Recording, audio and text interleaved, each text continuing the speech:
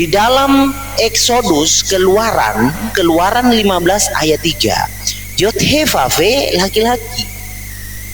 Yod-Heh-Vav-Veh laki-laki, bukan manusia. Oke, harus paham nih. Ini menggenapi ini.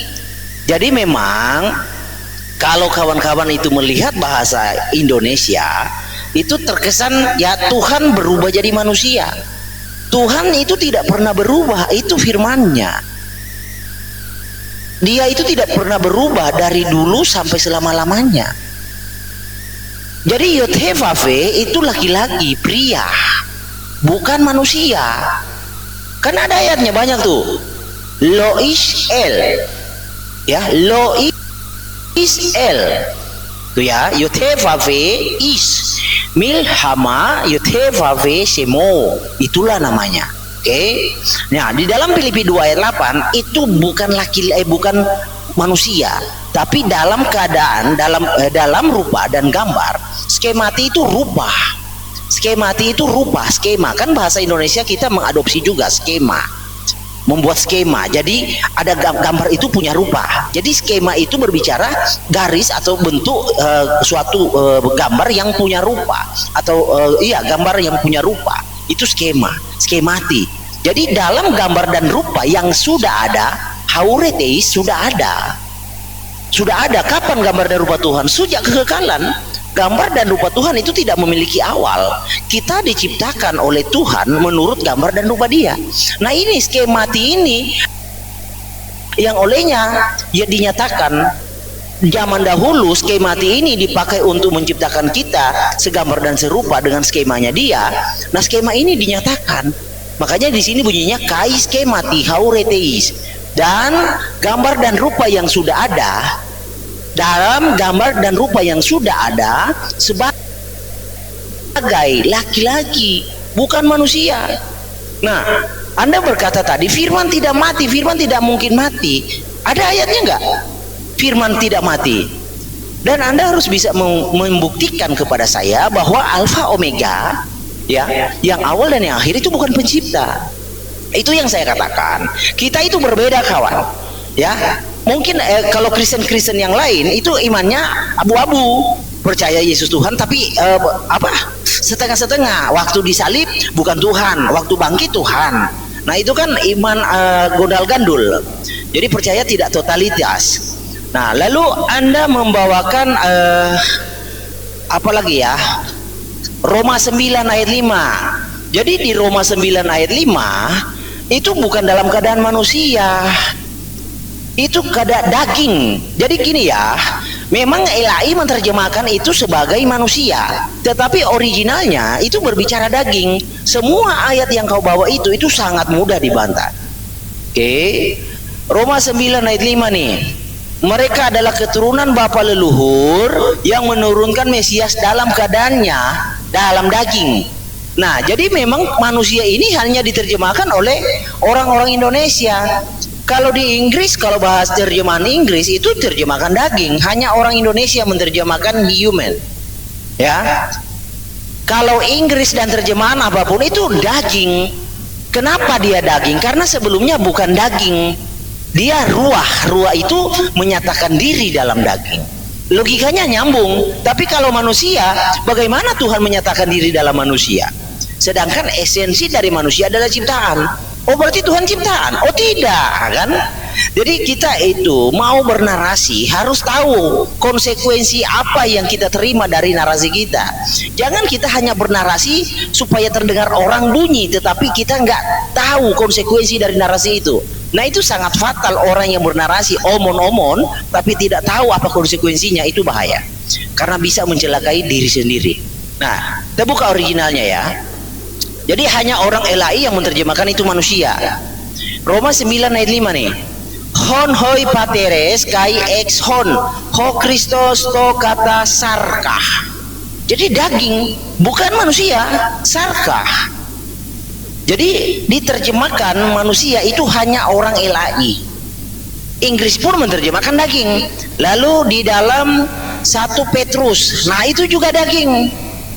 Oke, kita buka semua. 1 Petrus 3, nanti orang tanya, itu daging apa Malikil? Nah ditanya, yang datang siapa? Kalau yang datang Tuhan, ya daging Tuhan. Kalau yang datang Allah, ya daging Allah. Kalau yang datang Hologos, ya Hologos, daging Hologos. Kok bisa-bisanya yang datang Hologos, lalu diasumsikan daging burung? Kan nggak nyambung tuh.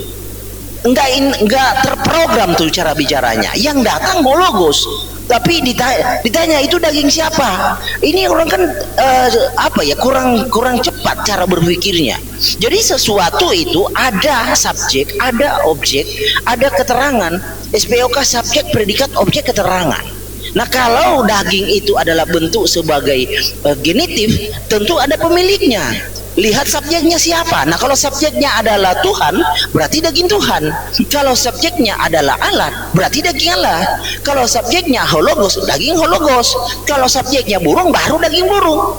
Masalahnya di sini subjeknya Hologos, tapi diasumsikan daging burung, kan aneh. Padahal sudah ada jawabannya tuh. Nah, lalu di dalam 1 Petrus 3 ayat 18 ini, sebab juga Kristus telah mati sekali untuk dosa kita, ia yang benar untuk orang-orang yang tidak benar, ia supaya ia mau kepada Allah, ia dibunuh dalam keadaannya sebagai manusia. Ini juga manusia nih, ini salah ini. Coba kita buka 1 Petrus 3:18. Jadi memang kekristenan di Indonesia itu sudah berlarut-larut dengan terjemahan yang salah. Tapi anehnya dikasih tahu itu marah-marah. Padahal tidak tahu orangnya itu, dibantu dikasih tahu, nggak mau. Nah itu aneh. Jadi keanehan orang di zaman modern ini dikasih pengetahuan itu marah. Kenapa? Karena sesuatu hal yang sudah mendarah daging sudah menjadi tabiatnya, menjadi karakternya. Padahal tabiatnya itu adalah tradisi yang salah, kata Tuhan. Nih 1 Petrus 3:18, 1 Petrus 3:18. Kita lihat apakah di situ manusia. Khoti kai Kristos, hapax peri hamartion. Epaten dikaiois hiper adikon ina himas prosasage teo tanatoteis men. Sarki. Jadi daging, bukan manusia. Jadi apapun yang dibawa itu terjemahan, bukan terjemahan, tafsiran. Jadi gini kawan-kawan ya, namanya terjemahan dari fonetik yang satu. Nah di dalam Yunani ini daging. Nah kalau diterjemahkan ya harus kita cari dalam bahasa Indonesia daging apa ya daging. Tapi kalau diterjemah dibunyikan manusia, itu bukan terjemahan, itu sudah tafsir. Ya, jadi kalau sars dibunyikan manusia itu sudah tafsir, bukan terjemahan. Alkitab sekarang yang kita pegang, ya, yang dipegang di Indonesia LAI itu syarat dengan tafsir, bukan terjemahan. Nah, lanjut lagi. Nah, saya minta Anda buktikan di mana firman itu tidak pernah mati, dan di mana Tuhan tidak pernah mati, dan di mana Elohim tidak mati. Di mana pencipta tidak mati. Saya bisa buktikan bahwa Alfa Omega itu mati, dan Anda bisa buktikan kepada saya bahwa Alfa Omega bukan pencipta. Buktikan terbalik bahwa Alfa Omega bukan pencipta, dan buktikan bahwa firman tidak mati. Buktikan terbalik bahwa Elohim tidak mati, bahwa Tuhan tidak mati. Saya bisa melakukan pembuktian terbalik. Alfa Omega mati, Tuhan mati, Allah mati, ya. Saya bisa bukti yang terbalik. Jadi kita berdiskusi atas dasar firman Tuhan, bukan omong-omong kosong. Saya kira pesan Anda sudah cukup. Baik, mute ya. Baik saudara-saudara, ada 310 orang yang melihat hal ini. Perhatikan baik-baik teman-teman Kristen dan teman-teman Muslim atau yang ada di lintas agama. Perhatikan baik-baik. Ketika dia mengatakan dalam Filipi pasal 2, disclaimer dulu ya.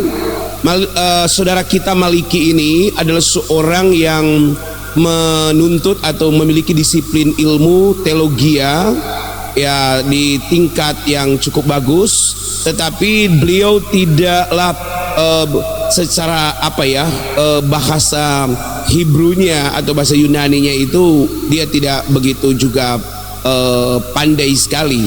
Tadi itu adalah bahasa yang sudah dihafal ya, itu disclaimernya ya, karena Kemarin kami coba menyuruh dia membaca dalam bahasa Ibrani, Yunani, dia sendiri tidak bisa membaca. Ya, jadi itu adalah hafalan ya. Tapi saya akui beliau ini memiliki disiplin ilmu teologi yang cukup mantap gitu ya.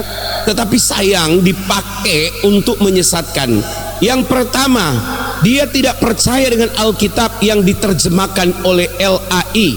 Padahal terjemahan LAI adalah suatu lembaga yang dipercaya oleh negara, suatu lembaga yang diakui oleh negara, satu lembaga yang legal satu-satunya di negara Republik Indonesia ini untuk menjadi penerjemah Alkitab orang Kristen. Tetapi oleh kelompok atau pribadinya saudara kita Malikil ini tidak percaya dengan LAI. Itu tergambar jelas dari ucapan-ucapan, narasi-narasi yang dia pakai tadi.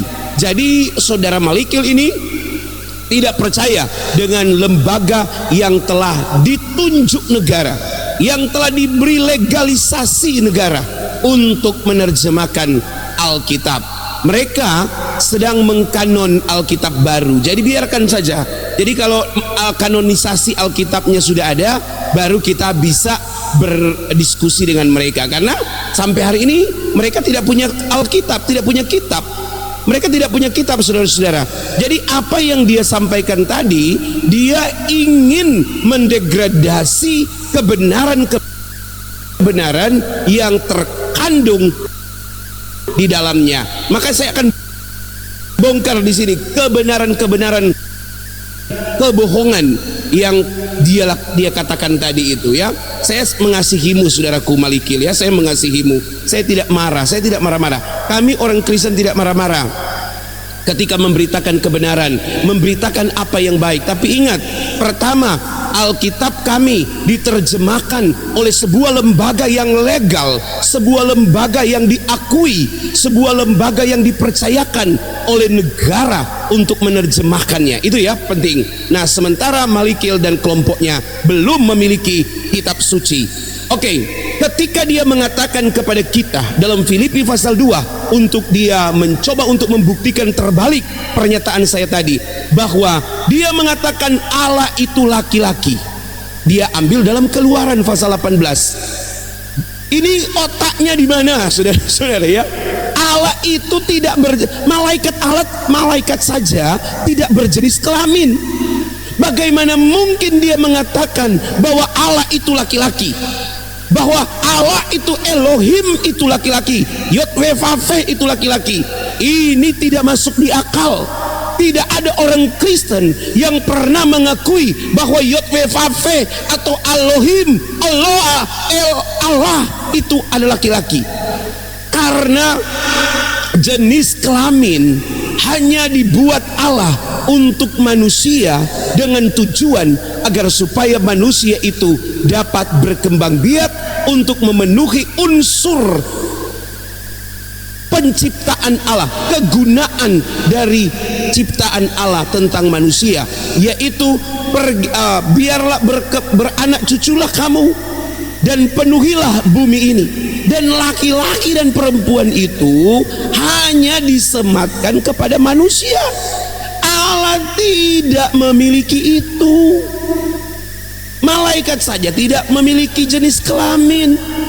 Bagaimana mungkin Anda mengatakan Allah itu laki-laki? Di sini kita sudah lihat tentang logical fallacy-nya ya. Cacat logika ini saudara-saudara. Orang, saudara-saudara ya, tidak ada orang ya, bahkan saudara-saudara muslim kita, saya minta maaf, ini banyak di bawah saya lihat saudara-saudara muslim ini, bahkan yang mau naik ini ada beberapa orang ini saudara muslim saya lihat.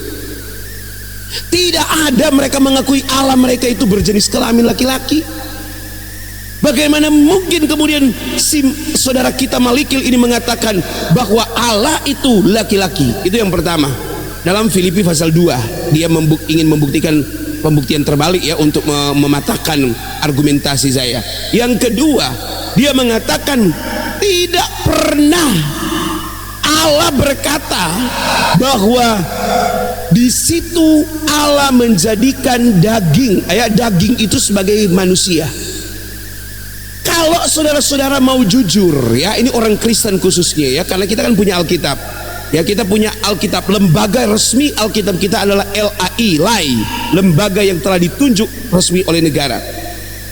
Dia lupa bahwa Allah itu tidak punya daging. Allah itu adalah roh adanya. Di mana? Dalam Yohanes pasal 4 ayat 23. Tetapi saatnya akan datang, kata firman Allah, dan sudah tiba sekarang, bahwa penyembah-penyembah akan menyembah Bapa dalam roh, ya, bukan dalam daging. Bapa itu adalah roh adanya, ya kan?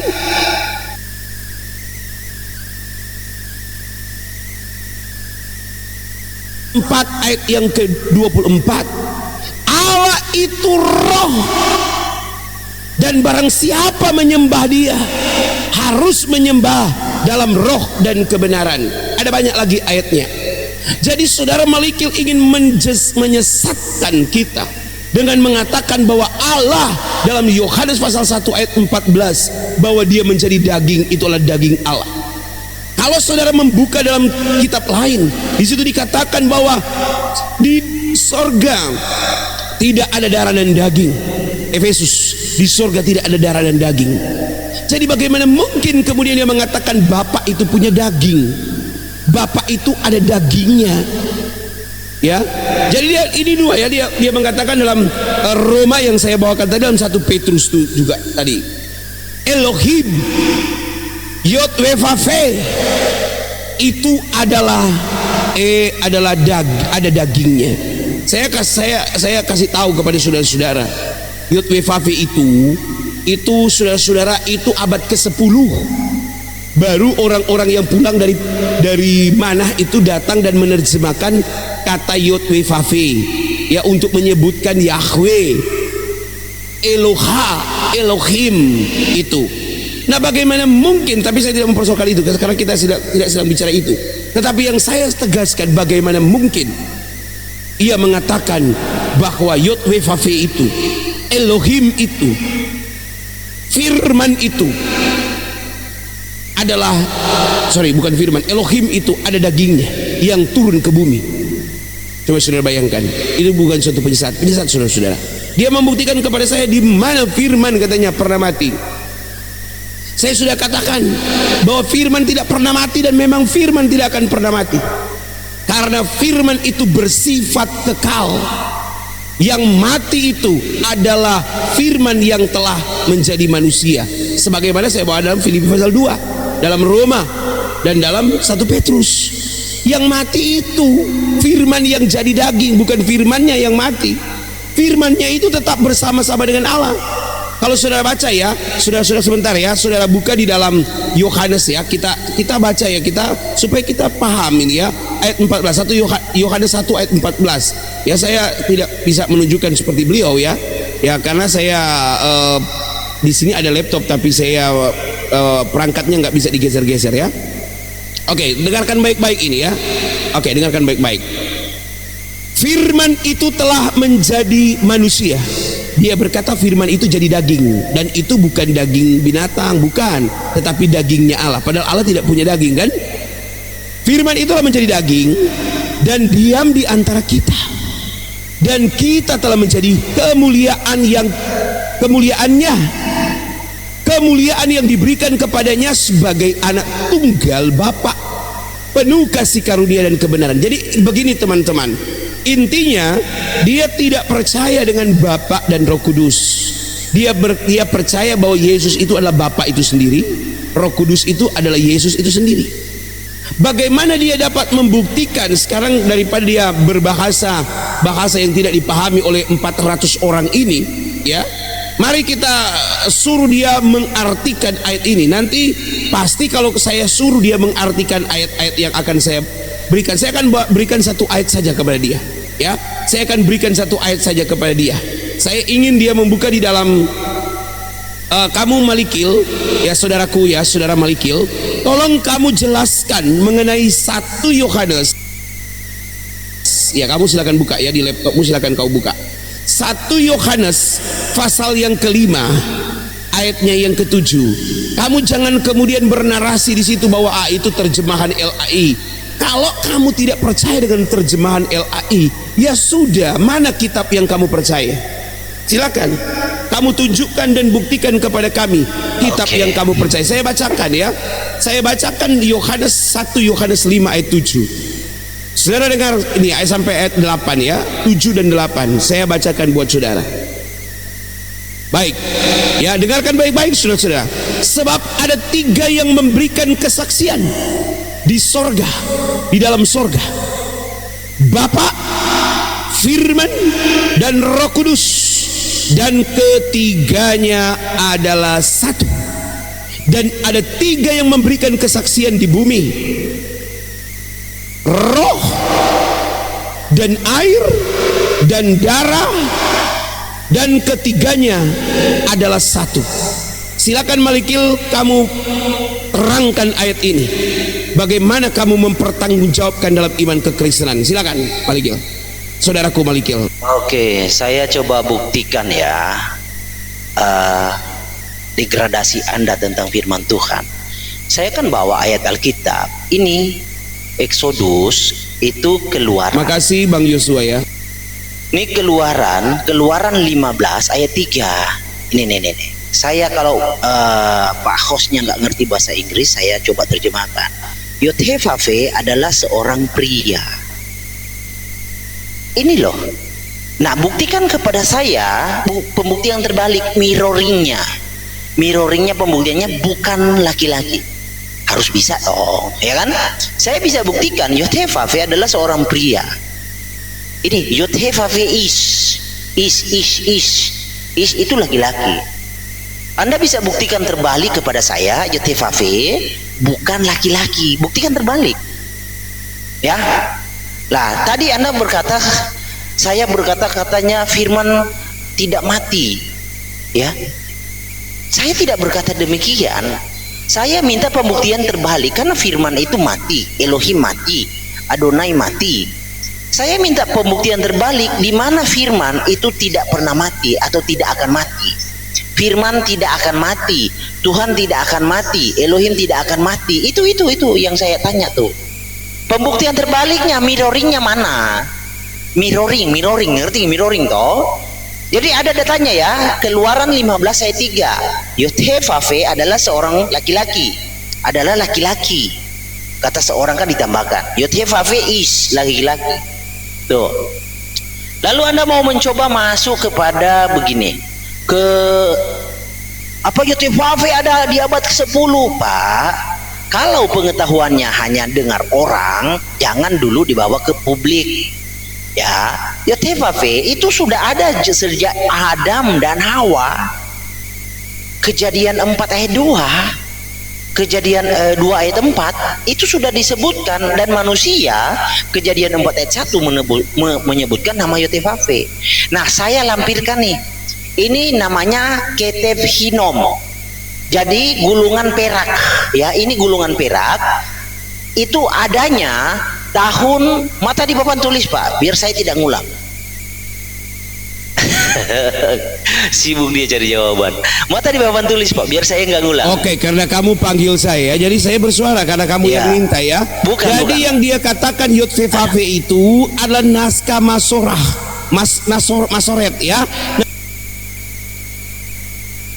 Nah, saya buka di Google, naskah Masorah itu ada pada abad ke-7 dan atau ke-10 Masehi. Ya kan? Jadi itu abad ke-10, Bro. Ya, silakan. Saya tidak sedang membawa Masorah, saya bawa Ketef Hinom. Ketef Hinom atau gulungan perak itu adanya tahun 650 sebelum Masehi, BC. Before Christ. Ini BC. Ini jauh sekali dengan abad ke-10. Ini Ketef Hinom. Jadi Pak, kalau pengetahuannya hanya dengar orang, jangan dulu, karena bahaya loh. Oke. Lalu saya masuk lagi ke dalam tentang apa ya? Yohanes 1 ayat 4. Jadi John 1 ayat 4, firman itu telah menjadi manusia. ini manusia kan dari kata sars. Dari kata sars ini manusia, lalu menjadi ini dari kata egeneto. Nih, saya kasih contoh ya, saya mulai dari egeneto. Egeneto itu di ayat 6 itu diterjemahkan datanglah. Di ayat 6 ini kata yang sama dengan Yohanes 1:14, egeneto juga. Itu loh, egeneto. Tapi di ayat 6 itu diterjemahkan datanglah. Jadi harusnya Ilahi menerjemahkan telah menjadi seorang manusia yang diutus Allah namanya Yohanes. Harusnya kan begitu. Ya. Jadi sebenarnya egeneto itu bukan menjadi tapi datang, nampak, muncul. Itu egeneto esensinya. Nah, manusia ini diterjemahkan dari sars itu keliru. Karena ini ya, kai hologos sars. Hostnya tadi bilang Malikil itu menghafal. Pak, yang kemarin dibawakan oleh si CP itu Ibrani yang nggak ada nikutnya. Nah, itu kalau Ibrani seperti itu dibaca dengan leksionis. Itu namanya pakai vokal leksionis. Nah, saya belum lancar dalam hal-hal leksionis. Malikil gini ya, karena kita mengedukasi 500 orang di bawah. Silakan kamu buktikan. Kamu kan intinya tidak percaya bahwa Bapa, Anak dan Roh Kudus itu ada. Kamu hanya percaya semua adalah Jesus. Jesus adalah Bapa, Jesus adalah Roh Kudus. Iya. Maka saya minta kamu segera buktikan. Jangan bicara-bicara bahasa itu. 500 orang ini tidak tahu soal itu. Ya, mungkin hanya sekelintir yang tahu soal yang kamu tunjukkan itu. Tunjukkan, buktikan bahwa 1 Yohanes 5 ayat 7 dan 8 itu salah. Sebentar dulu Pak, sebentar. Oke, santai ya. Kan Bapak menuduh saya matres leksionis itu belum saya kuasai Pak. Yang saya kuasai itu adalah vokal ya mesora. Vokal mesora itu sudah punya nikut. Nah, Anda membawa firman menjadi manusia. Ini manusia ini diterjemahkan dari sars. Ini ya, sars itu kalau aksaranya itu ya sars, sigma ya, sigma, alfa ya, sars. Ini kata yang sama rho dan si. Jadi sigma, alfa, rho dan si. Sar, ini huruf R. Nah, kata yang sama kita dapati di dalam 1 Korintus 15 ayat 39. 1 Korintus 15 ayat 39. Sars. Ini sars, sigma, alfa, rho, dan si. Sars. Jadi sars, ya. Nah, kita coba terjemahkan seperti yang Ilahi terjemahkan. Sars itu adalah manusia. Nih, 1 Korintus 15 ayat 39. Sars ya, kita terjemahkan manusia nih seperti yang dilakukan Ilahi. Bukan semua manusia sama. Manusia lain daripada manusia binatang, lain daripada manusia burung, lain daripada manusia ikan. Ada nggak manusia binatang? Ada nggak manusia burung? Ada nggak manusia ikan? Jadi kata sars di dalam Yunani dibunyikan manusia itu adalah tafsir, ya, tafsirnya yang gabrul, terlalu jauh. Karena sars itu berbicara daging, bukan manusia. Ini bukan dia. 1 Korintus 15 ayat 39. Kata yang sama yang seperti tertulis di dalam Yohanes 1:14, sars. Jadi kenapa tidak diterjemahkan seperti yang di Yohanes 1:14? Oke, jadi untuk memahami Alkitab jangan hanya main di pekarangan. Pekarangan itu artinya hanya main di wilayah terjemahan. Oke. Nah, lalu tentang antropos. Antropos itu, nih ya, antropos itu diterjemahkan laki-laki dalam konteks individu. Dalam konteks umum, antropos dibahasakan manusia. Saya kasih contoh nih. Di dalam Markus dicatat. Markus 10 ayat 7. Sebab itu laki-laki akan meninggalkan ayahnya. Sebab itu laki-laki akan meninggalkan ayahnya dan ibunya dan bersatu dengan istrinya. Nah, gini Malikil, maaf ya, saya potong Anda. Karena dari tadi Anda membaca Alkitab kami yang diterjemahkan oleh LAI, kemudian Anda menyala-nyalakan LAI. Nggak boleh begitu. Kalau kamu nggak percaya LAI, silakan kamu tunjukkan kepada saya Alkitab yang kamu percaya. Pak, Jangan buka-buka LAI kamu kan nggak percaya LAI. Dari tadi kamu ngomong-ngomong, ini LA diterjemahkan salah diterjemahkan. Kamu memframing LAI itu salah menerjemahkan. Malikil, siapa kamu?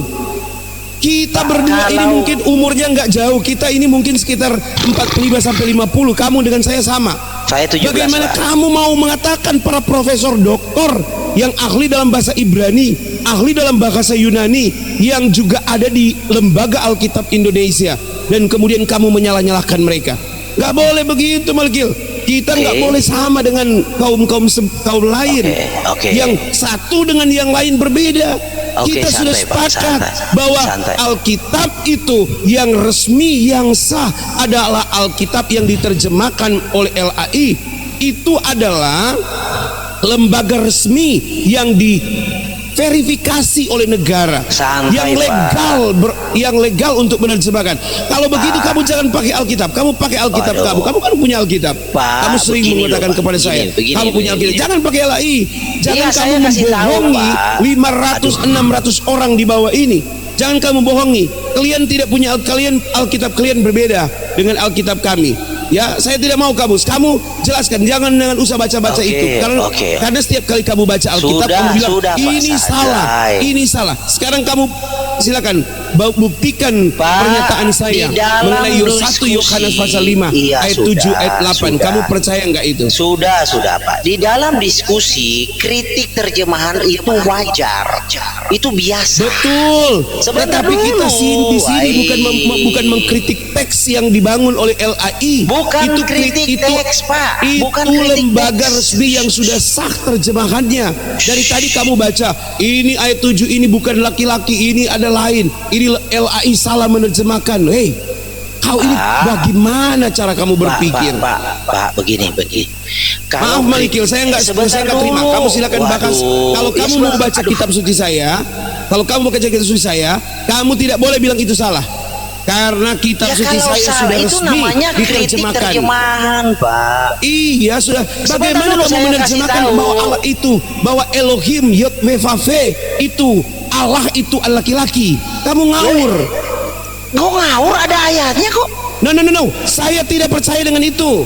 Kamu harus tahu bahasa akar dari sesembahan semua manusia itu berawal dari Il. Itu sudah disampaikan, itu dari Il. Kemudian orang Israel kemudian menyadurnya menjadi El, dan kemudian mereka menerjemahkannya atau menggunakannya sebagai Yahweh. Jadi kamu jangan bilang itu kan bikinan kamu. Itu bikinan kamu, tidak bisa dipercaya. Enggak, itu bikinan kamu tidak bisa membuktikan sumber jelasnya. Keluaran 15 ayat 3 di kamu itu kitab Keluaran, tetapi bukan begitu cara menjelaskan. Dan kemudian kamu menyesatkan LAI. Malkil, sudahlah. Kalau kamu tidak mau bicara soal Alkitab, maaf. Saya tidak berbicara soal itu. Ya, nggak bisa, saudara-saudara ya. Jadi gini teman-teman ya. Dari tadi saya memberi kesempatan kepada dia untuk bisa menjelaskan bagaimana yang dia pahami mengenai Allah, mengenai Bapa, mengenai Yesus. Tapi dari tadi dia nggak mau membahas soal kitab dia. Dia bahas kitab saya, Alkitab yang resmi diterjemahkan oleh LAI. Kemudian dia mengatakan ini terjemahannya palsu, ini terjemahannya salah. Hei, kau otakmu di mana? Kamu bahas kitab saya dan kamu bilang terjemahannya salah. Kalau kamu mau benar apple to apple, silakan kamu buka kitab suci yang kamu percaya apa. Kitab suci yang kamu percaya apa ya? Begitu. Bukan kamu mengatakan ini Alkitab salah terjemahannya. Malikil, kita ini masih seumuran loh. Bagaimana kemudian kita mengatakan para profesor doktor yang menerjemahkan Alkitab itu salah? Inilah penyesat di akhir zaman. Kalau kamu tidak mau mengakui Allah, Alkitab, ya sudah, jangan jadi Kristen. Bikin sudah agama lain. Jadi perlu teman-teman ketahui, kelompok dia itu sedang mengkanonisasi Alkitab baru, bukan lagi Alkitab yang kita pakai. Dia sedang mengkanon Alkitab baru. Gitu ya. Itu teman-teman ya. Ini orang ini kok lucu ya. Oke ya. Saya terima dulu yang lain ya. Nanti Malikil, kalau kamu mau berbicara dengan saya mengenai masalah itu, kita terakhir aja, di bagian akhir aja. Jangan kamu potong-potong pemberitaan Injil kami ini ya. Di Malikil ini ganggu saja pemberitaan Injil kami ini ya. Oke teman-teman ya. Jadi begitu saudara-saudara ya. Dia harus punya pandangan dulu mengenai kitab sucinya seperti apa gitu loh. Jangan kalau tidak tahu kitab suci, kitab suci apa. Ya